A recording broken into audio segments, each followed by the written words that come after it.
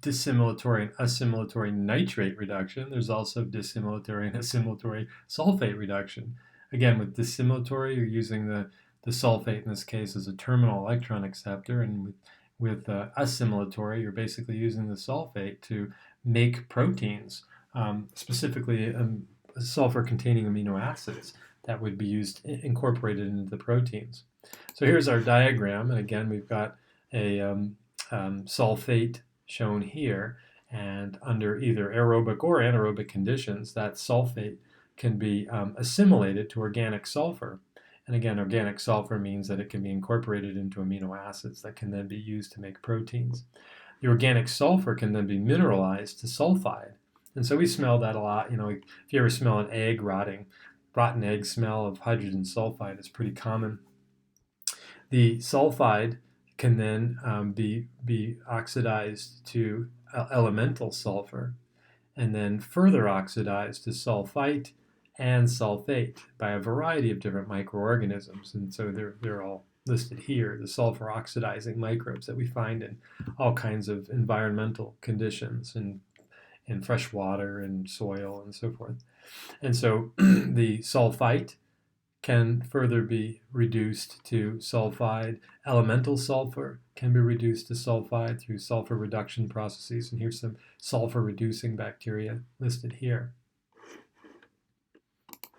These typically occur in marine environments, these intense sulfur cycles.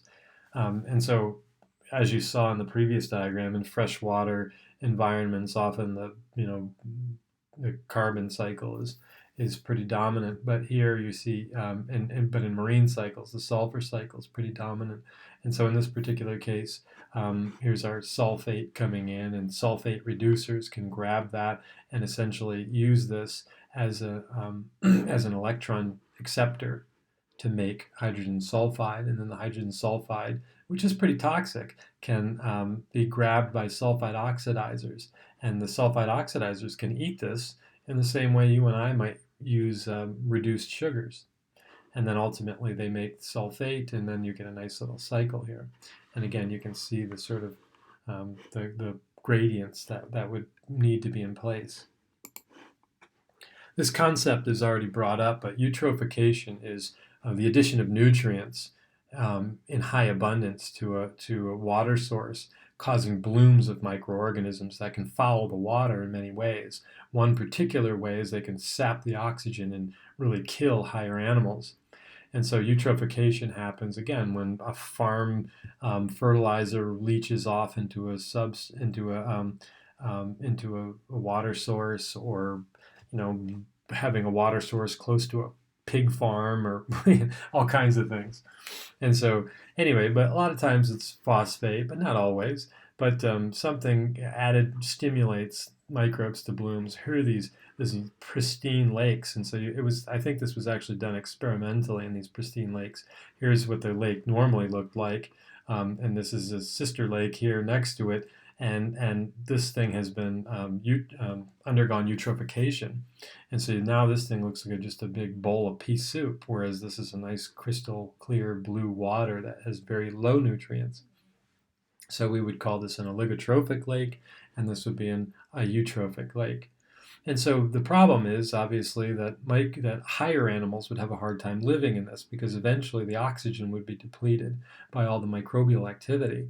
Another problem with this is that microbes like dinoflagellates can grow with those nutrients, and you get things like red tides. So here's a diagram of a dinoflagellate. They're very weird organisms. They have chloroplasts, so they can photosynthesize, and some dinoflagellates can actually eat other things, are active predators. And so they have the ability, though, many of them, to produce toxins. And so red tide events are often beautiful to look at, just like those glowing bioluminescent waves that you see sometimes at night. You can do a Google search for bioluminescent waves, and you can see what I'm talking about. But those microbes in those waves and in these red tides can produce neurotoxins that can actually kill sea mammals and fish and so forth, and even fishermen. They don't necessarily kill them, but they humans, but they can definitely cause nausea, vomiting, confusion, and really cause severe neurological problems. This is looking at microbes and toxicity, and so the table gives you a couple examples of different kinds of toxins and the chemical symbol and the microbes and the effects on certain animals. And so again, if we look at something big like, I don't know, mercury here in the middle, mercury is more toxic when microbes transform it into methylated forms, because in the methylated forms they can accumulate in fatty tissue in animals. And so, if you get mercury building or small amounts of mercury in little tiny fish, and then if those little tiny fish are eaten by bigger fish, and if those bigger fish are eaten by even bigger fish, and then finally a bird eats the biggest fish, the mercury just concentrates up the trophic levels into the bird. And so these methylated forms can cross the blood-brain barrier and cause neurological effects and death in individuals. So there's a variety of different contaminants, mercury and arsenic and so forth, and how the microbes can actually transform these things. And mainly the microbes are trying to modify the toxicity of the metals, for themselves to benefit themselves, but in the process, they're causing problems for the rest of us. So that leads us to bioremediation, which is actually using microorganisms to detoxify environments. And these bioremediation processes are pretty straightforward in terms of the ecological concepts. We have to have the right oxygen, the right water, the right moisture levels, the right nutrients, co-nutrients available in order for the microbes to eat some kind of a toxin that you want them to degrade. Microbes will readily eat oil, for example, but usually they require other additional nutrients. They can't just live on oil. And so, they obviously need nitrogen and other things that aren't present in oil. So if there's an oil spill from a oil tanker, again, the microbes need all these other nutrients: nitrogen, phosphorus, potassium, sulfur, magnesium, and so forth, not just the rich carbon source. And they also have to have, again, the right water activity, the right amount of oxygen in order to do the job. The problem comes with xenobiotic type chemicals. Again, these are like the plastics that we make in our organic chem labs and so forth, and package our products in them that end up floating around in the ocean. They don't usually ever really degrade. They just sort of chip away into smaller and smaller pieces. And so the term xenobiotic is just referring to the fact that they're so foreign in terms of their chemical structure that microbes haven't evolved the ability to eat them. So different forms of bioremediation include just a natural process of watching and waiting. If we know something's been contaminated, we can just monitor it and see if the natural microbes present in the site are eating that chemical. And so in situ is a way to detoxify some situation in the site itself. And so often I think about if there's a gas station, for example, that's been operating in a particular location for a long time, and over time its underground gas tanks have leaked into the environment and basically saturated the soil with gas.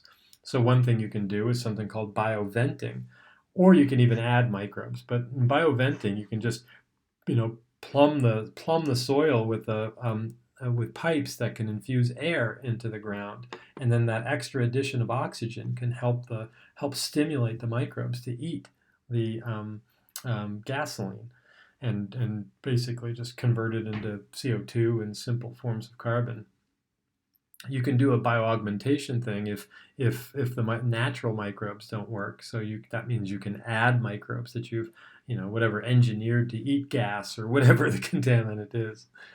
So that's and you can do a biostimulation thing as well. Many times, if we have some compound that needs to be destroyed, you can add a co-metabolite like molasses, something that's real easy to metabolize. The microbes will start eating the molasses and then just gobble everything else up that's around it. It's a little like the concept of putting cheese on broccoli or something, or ranch dressing on broccoli just to get a kid to eat it.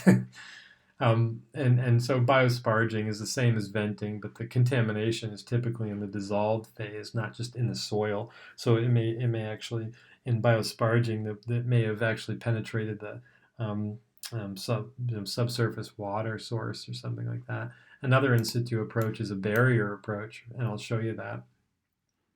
An ex situ approach could be like biopiling, where I don't know if you've ever gone down Tank Farm, but they had that's been an Exxon facility for so long that I'm sorry, Chevron facility for so long that the ground is contaminated. And so when they started wanting to repurpose that land, they started digging up massive piles of the soil and just kind of leaving it exposed so that microbes can break it down, the sun can break it down, and so forth. But the bottom line is to basically get microbes to eat those carbons and belch out carbon dioxide as the waste product. And that was sort of a biopile approach. Pump and treat, as the name suggests, is again, if you have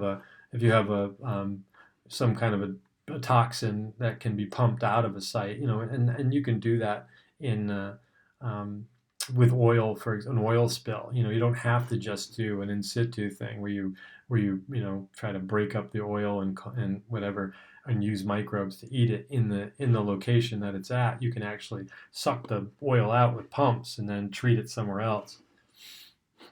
So it looks a little something like this. Here's bioventing, where here's the plume of whatever it is, and the example that I gave, like a gas plume in the soil, and then you can plumb this area and pump oxygen in, and then that oxygen can stimulate the microbes to eat up the gas. In sparging, it's the same thing. You're plumbing down into the saturated zone. So this is sort of like a water column down here, and if the contamination has gotten into there, you can just sparge bubbles into that liquid phase. The biobarrier approach is indicated here, and there's a couple concepts from the nitrogen cycle that are shown. So here's a farmer fertilizing the soil, and then the soil is the fertilizers are leaching into the groundwater. And so in this process, here comes this nitrogen plume. So here's a sensor where you can detect different types of chemicals in the plume, mostly nitrates. Over here is an oxygen delivery for nitrification of ammonia. So any ammonia that's in the fertilizer can be nitrified here by microbes that are in this biobarrier.